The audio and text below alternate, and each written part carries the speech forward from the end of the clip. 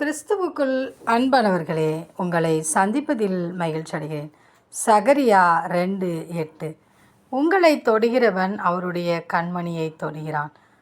பிரியமானவர்களே, நம் தேவனாகிய கர்த்தர் நமக்கு வாக்கு கொடுக்கிறார். நம்மை தொடுகிற யாவரையும் அவருடைய கண்மணியை தொடுகிறான் என்று சொல்லி நம் தேவனாகிய கர்த்தர் நமக்கு வாக்கு கொடுக்கிறார். ஒருவேளை நாம் இந்த உலகத்திலே பார்க்கும்போது நமக்கு எந்த ஒரு மனிதர்களுடைய உதவியும் இல்லாமல் திக்கற்றவர்களைப் போன்று நாம் காணப்படலாம். மற்றவருடைய பார்வையிலே நாம் அற்பமாய் எண்ணப்படலாம். ஆனாலும் நாம் நம் தேவனுடைய பிள்ளைகளாய் நாம் காணப்படும் போது அவருடைய பார்வையில் நாம் விலையேற பெற்றவர்களாய் இருக்கிறோம்.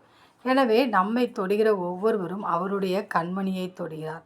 எனவே தேவனாகிய கர்த்தர் நம்மை குறித்து அதிக அக்கறையும் கரிசனையும் உள்ளவருமாய் அவர் நமக்காக கடந்து வருவார்.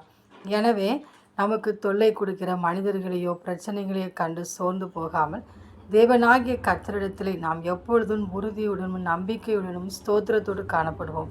அப்பொழுது தேவனாகிய கர்த்தர் நமக்கு எதிரிட்டு நிற்கிற எல்லா எரிகோ கோட்டைகளையும் சாத்தானுடைய கிரியைகளையும் முறியடித்து போட்டு நமக்கு ஜெயத்தை கட்டளையிடுவார். அந்த தேவனின் அன்பு கரங்களை நாம் பற்றி கொண்டு அவரோடு கூட வாழ்வோம். ஆமேன்.